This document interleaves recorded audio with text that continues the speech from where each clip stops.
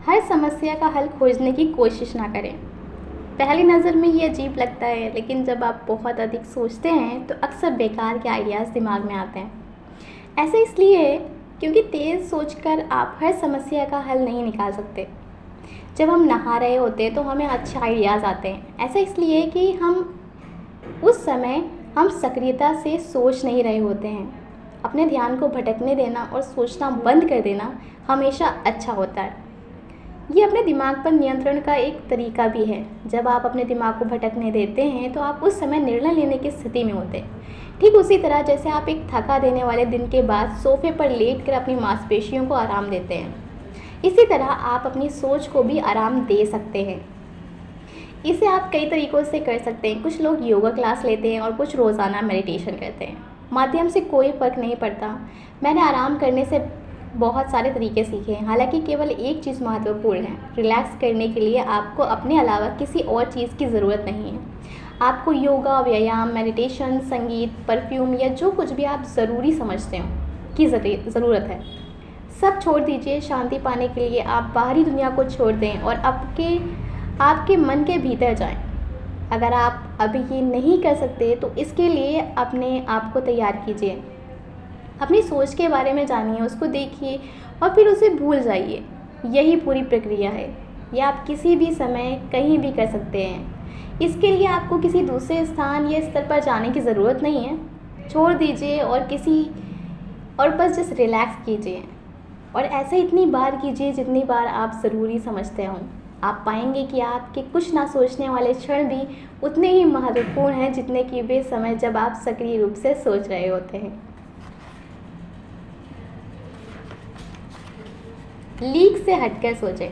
मैं रूढ़िवादी सोच से घृणा करने लगा हूँ, इसलिए नहीं कि मैं अलग दिखना चाहता हूँ, बल्कि इसलिए कि रूढ़िवादी सोच का परिणाम भी रूढ़िवादी ही होता है। ये मुझे पसंद नहीं है। और अगर आप रूढ़िवादी परिणाम पसंद करते हैं तो ये पुस्तक नहीं पढ़ रहे होते। चलिए एक सेकेंड के लिए निर्णय निर्माण की बात करते हैं। किसी भी निर्णय पर पहुँचने के लिए परंपरागत तरीका है फ़ायदे और नुकसान की लिस्ट बनाना। बेंजामिन फ्रैंकलिन पहले ऐसे शख्स थे जिन्होंने इस तरीके के दस्तावेजीकरण किया। उन्होंने इस बारे में अपने दोस्त जोसेफ प्रोस्क्ले की 1772 में पत्र लिखा और आज हम हमेशा ये सूचियाँ बनाते हैं। लाभ और हानि क्या होगी जब मैं अपनी नौकरी छोड़ दूँ, अपने बॉयफ्रेंड से नाता तोड़ लूँ, ये नौकरी कर लूँ, नई कार खरीद लूँ, नया व्यवसाय शुरू करूँ। और तब हम कागज़ का एक पन्ना लेते हैं, बीच में एक लाइन खींचते हैं और बाईं तरफ बुरा और दाहिनी तरफ अच्छा या इसके उलट प्रभाव लिख लेते हैं। हालांकि इसकी सादगी का मैं कायल हूँ, लेकिन ये करना मैंने तब छोड़ दिया जब मेरे एक दोस्त ने मुझे ऐसे ही एक लिस्ट बनाने को कहा जब पहली गर्लफ्रेंड से मेरा मनमुटाव चल रहा था। और फिर मैंने असल में गर्लफ्रेंड से नाता तोड़ने के लिए प्रोस कॉन्स लाभ हानि की लिस्ट बनाई। अब जब मैं इस बारे में सोचता हूँ तो मुझे शर्म आती है कि इसका कोई मतलब नहीं था, क्योंकि हमेशा कई ऐसी वजहें होती हैं जो अन्य के मुकाबले कहीं महत्वपूर्ण होती हैं। सभी रिलेशनशिप में प्रोस कॉन्स लिस्ट लगभग एक जैसी ही होती हैं।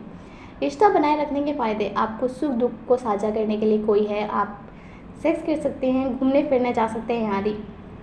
रिश्ता बनाए रखने के नुकसान, अपने लिए कम समय निकाल पाना, झगड़ा होना, ससुराल वालों से मिलना आदि।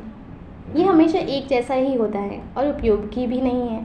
खराब लगने वाली नौकरी को छोड़ने के बारे में यही बात सही है। अच्छी बात यह है कि ख़राब नौकरी से मुक्ति मिलेगी। ख़राब बात यह है कि इसके बाद बहुत अनिश्चितता होगी।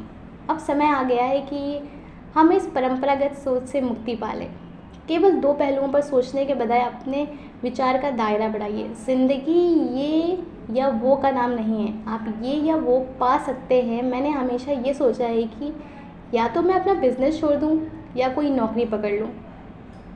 साथ ही मेरा कोई दोस्त सोचते हैं कि आपको अपनी नौकरी छोड़कर बिजनेस शुरू करना चाहिए। ये सब आखिर किसने करने को कहा है? कुछ साल पहले जब मेरा बिज़नेस नहीं चल रहा था तो मैंने एक बड़ी आईटी रिसर्च फर्म में नौकरी पकड़ ली। मैंने दोनों काम किए, शाम को और सप्ताहांत में, कभी कभी दिनों में बिज़नेस का काम दिखता रहा और बाकी के समय मैं फर्म में काम करता था। इसी तरह आप भी नौकरी करते हुए बिज़नेस शुरू कर सकते हैं। जब मैं आउट ऑफ बॉक्स या लीक से अलग हटकर सोचने की बात करता हूँ तो इससे मेरा आशय यही होता है, हम संकुचित और रूढ़िवादी सोच से अपने आप को सीमित कर लेते हैं। ये हमेशा लीक या बॉक्स से भीतर ही रहना पसंद करते हैं, इसलिए कि हम कभी पीछे हटकर एक बड़ी तस्वीर को नहीं देखना चाहते। नीचे के चित्र पर एक नज़र डालें। बॉक्स के बाहर सोचिए। यदि आप एक भूल भुलैया के भीतर खड़े हैं तो शायद आप इसके केंद्र तक पहुंचने की कोशिश करेंगे। ठीक, जब आप भूल भुलैया में हों तो आपको यही करना चाहिए। हालांकि ये भूल भुलैया थोड़ी अलग है। ट्रॉफी केंद्र में नहीं बल्कि भूल भुलैया के बाहर है। लेकिन अगर आप ऊपर से देखें तो आपको लक्ष्य दिखाई दे जाएगा। भूल भुलैया के भीतर से लक्ष्य को देख पाना असंभव है, लेकिन फिर भी हम यही करते हैं। हम परंपरागत ढंग से ये करते आए हैं क्योंकि यही तरीका है।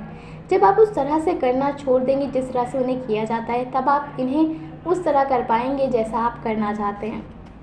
मत पूछिए क्यों। मैं ईमेल भेजने के मामले में बिल्कुल बुद्धू हूँ, खासतौर पर जब मेल पाने के वाले को चयन करना हो। मैं हमेशा नाम का पहला अक्षर टाइप करता हूँ और एंटर बटन दबा देता हूँ। मैं कंप्यूटर पर भरोसा करता हूँ और कभी ये चेक नहीं